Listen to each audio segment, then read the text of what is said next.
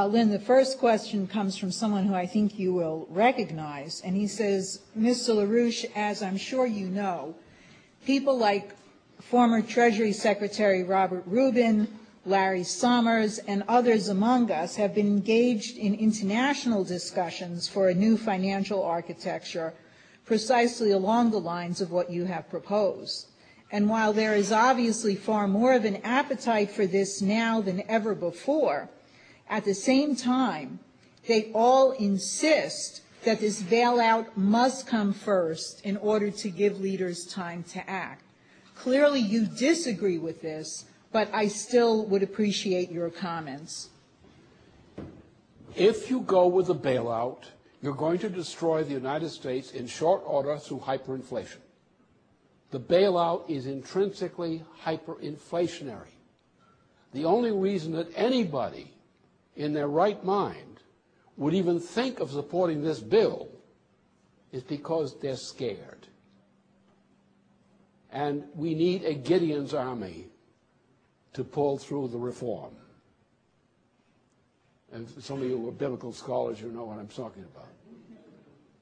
You have to take all the people who are cowards, who will not step up to the plate, as they say, on this issue, and say, okay, dear coward, we're taking over.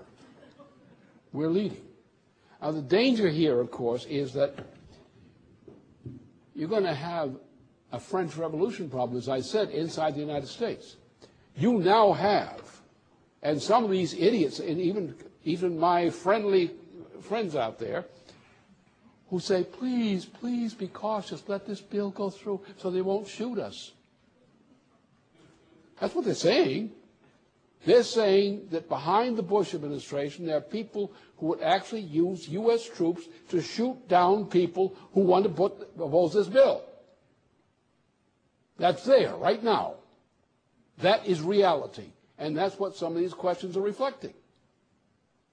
There are people in high places, including some very high-ranking people in terms of their background, who agree totally with what I say about this stuff, but they won't fight because they say, we'll be shot. We don't want to go into a death camp. Well, if we go into a death camp because we do this, the world will never forgive those who do it. And the world will never forgive those who capitulate to this. Anybody who's smart is not going to take on the American people in that fashion. You're not going to shove a dictatorship down the throat of the American people. They'll kill you. They'll kill you. And they can. Learn the lesson of Vietnam and a few other locations. They will kill you, and they can, if you make them angry enough. And you're about to make them very angry. The reason you're getting such a peculiar behavior in the House of Representatives background is because the people out there who are behind the people who voted against this bill, those people out there are ready to kill. Not because they're killers, but because they see the destruction of everything that life means to them is threatening them. They've seen a lot of it, step by step. They put up with it. They've accepted it. They've crawled for it. They said, we have to get along. We have to get along. The time has come when they know that everything is being taken away from them, and that was too much.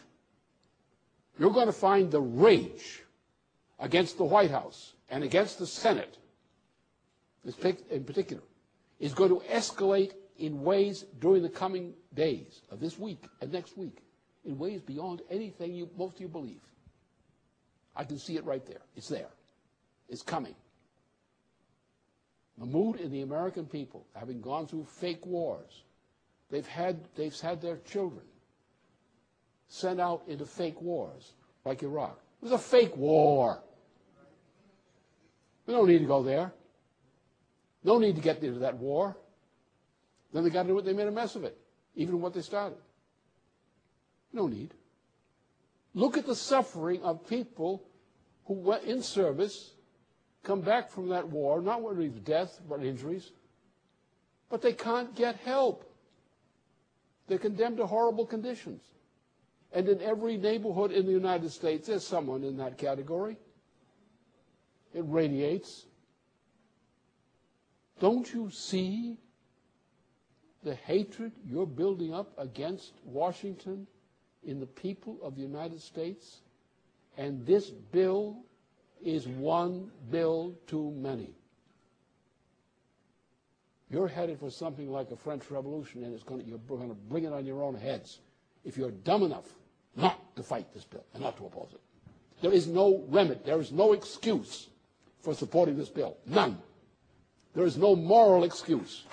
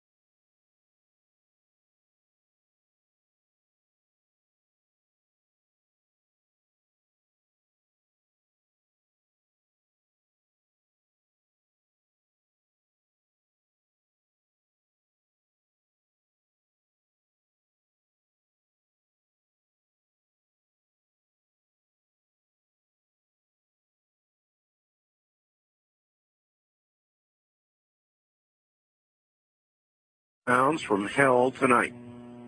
My uncle had told me this story a couple of years ago, and I didn't believe him.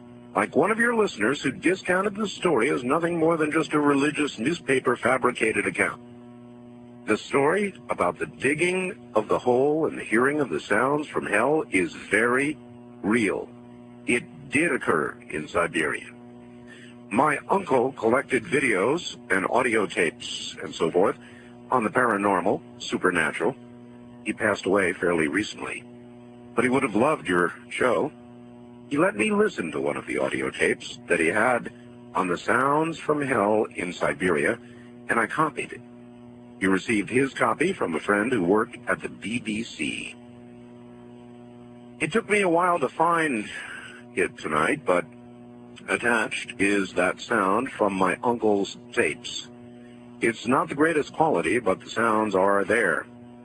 I was very hesitant to send you this, as the sound bothers me to listen to. I'd suggest that if you do play it on the program, warn listeners in advance so they may have the option of turning the radio off for 30 seconds while it plays.